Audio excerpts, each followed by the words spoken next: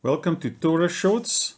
Today we're going to talk about a topic named weightier matters versus lesser matters. And basically focusing on, can we work on the Sabbath? So let us look what Yahuah says in his word. And we're going straight to the Ten Commandments. Exodus 20 verse 8 to 11. Yahuah saying, "Remember the Sabbath day to set it apart. 6 days you labor and shall do all your work. But the seventh day is a Sabbath of Yahuah your Elohim. You do not do any work. You, nor your son, nor your daughter, nor your male servant, nor your female servant, nor your cattle, nor your stranger who is with you in your gates. For in 6 days Yahuah made the heavens and the earth, the sea and all that is in them, and he rested the seventh day. Therefore Yahuah blessed the Sabbath day and set it apart." There is no doubt in the message here. No confusion. Yahuah is straight up saying, remember the Sabbath, keep it holy. It's a set apart day for him, for his children.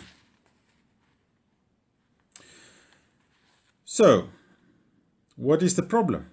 Well, we read in Mark 2 verse 23, where the disciples went into the grain fields and they plucked heads of grain. And the Pharisees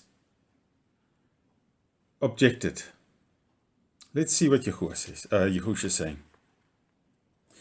"And it came to be that he went through the grain fields on the Sabbath, and as they went, his taught ones began to pluck heads of grain. And the Pharisees said to him, 'Look, why do they do what is not right on the Sabbath?'" Now you have to remember that the Pharisees, they knew the Torah. Yahushua also called them the learned ones. They knew the Torah very well. And they had a point, because it was not right to go into the grain fields to pluck heads of grain. So what is the issue here? Let's move on and see. Mark 2 verse 25 to 28. "And he said to them, 'Have you never read what David did when he had need and was hungry, he and those with him? How he went into the house of Elohim while Abiathar was high priest and ate the showbread, which is not right to eat, except for the priests, and he gave it also to those who were with him. And he said to them, the Sabbath was made for man, and not man for the Sabbath.' He also said, so the son of Adam is also the master of the Sabbath." Now these last 2 points are very important to understand. Yahuah put the Sabbath day in place for man. Why? It is a day that he has set apart for us, that we can spend time with him, unhindered from the worldly influences, a day where we can worship him, a day where we can study his word, spend time with our family together, worshiping the Father. And the rule who the master of the Sabbath has put in place is a rest day. So, what about working on the Sabbath? Clearly, according to the Torah, no. Let's move on and see what Yahushua says. We read in Matthew 23 verse 23. "Woe to you scribes and Pharisees, hypocrites, because you tithe the mint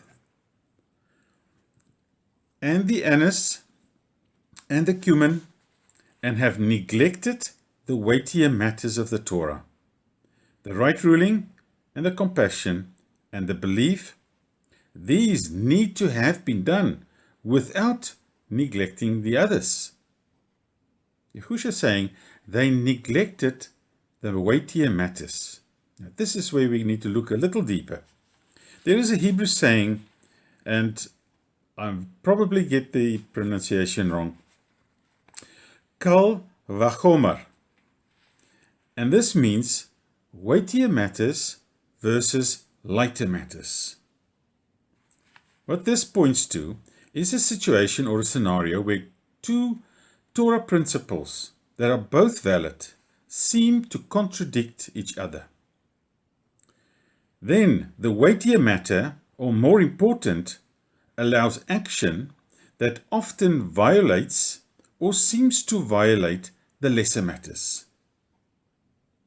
Now, there is an overriding principle in the Torah, which is called Yeshuat Nefesh, meaning the saving of life, which takes higher precedent than any other statute, which means we can break a command to save a single human life. Now, in the eyes of Yahuah, in his creation, life is very important.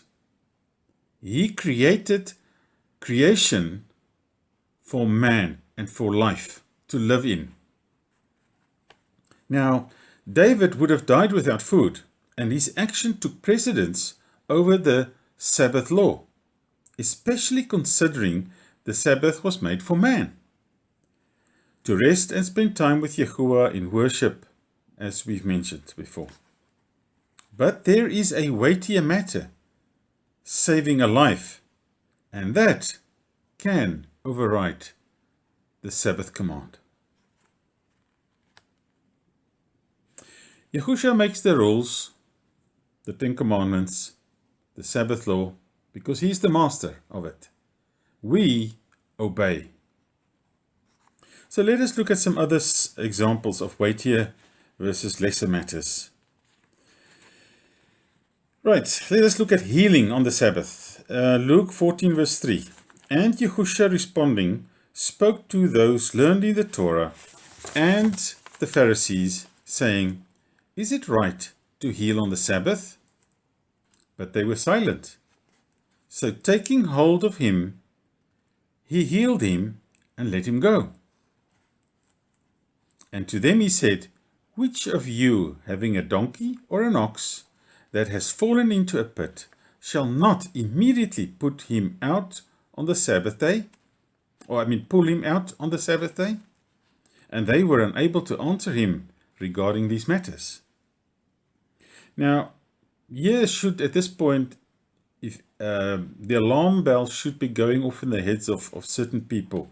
Those people who love hunting and kill animals, trophy hunting for sport and enjoyment. If Yahuah considers the life of an animal worth more than the Sabbath, what gives you the right to kill animals for pleasure? Let us have a look at this, the life of an animal. If that also takes precedence over the Sabbath. We're reading Matthew 12 verse 10. And see, there was a man having a withered hand, and they asked him, saying, Is it right to heal on the Sabbath? So as to accuse him. And he said to them, What man is there among you who has one sheep, and if it falls into a pit on the Sabbath, shall not take hold of it and lift it out? Yahushua using the example of an animal. And then he says, How much more worth is a man than a sheep? So it is right to do good on the Sabbath. Then he said to the man, Stretch out your hand. And he stretched it out, and it was restored as healthy as the other. So Yahushua considers the life of man more than the life of animal. Yet still, the life of an animal is still life. And he considers the value of the life of an animal more than of the Sabbath. So even in the case of our animals, we can save on the day of the Sabbath. So the conclusion, let's give this some thought. So from the above, we receive clarification that working the weightier matters on the Sabbath is Torah obedience. Why? Because it's about saving a life. Let me repeat this. That by working on the Sabbath to save a life is Torah obedience. Therefore, and this is very important because this causes probably a lot of issues for believers who are doctors or nurses that are working on the Sabbath day.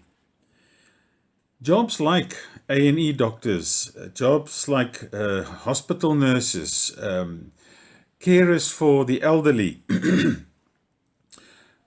those are all duties and work that man will be allowed to do on the Sabbath because it is all about life, the life of man. What about farm workers, feeding the animals, emergency veterinary services? Also will be able and allowed to work on the Sabbath because it's the saving of an animal's life or preservation of an animal's life. Don't get this wrong. Sabbath keeping remains for all the others.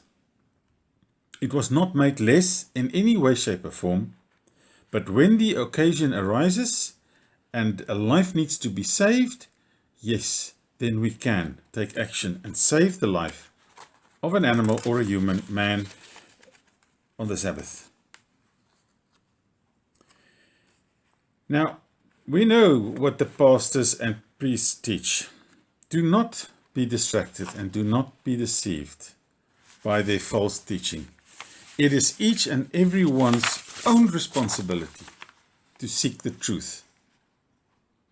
We read in Philippians 2 verse 12, "So that, my beloved, as you always obeyed, not only in my presence, but now much rather in my absence, work out your own deliverance with fear and trembling." And then I just want to close that even though you think that my pastor teaches me, and if he teaches you wrong, it is his fault, it doesn't work like that. Here's Yahuah's answer for that. We read Ezekiel 14:10. "And they shall bear their crookedness. The crookedness of the prophet is the same as the crookedness of the inquirer." And that is it, why it is our own responsibility to make sure we find the answers and find truth. Praise Yah. Hallelujah. Shalom.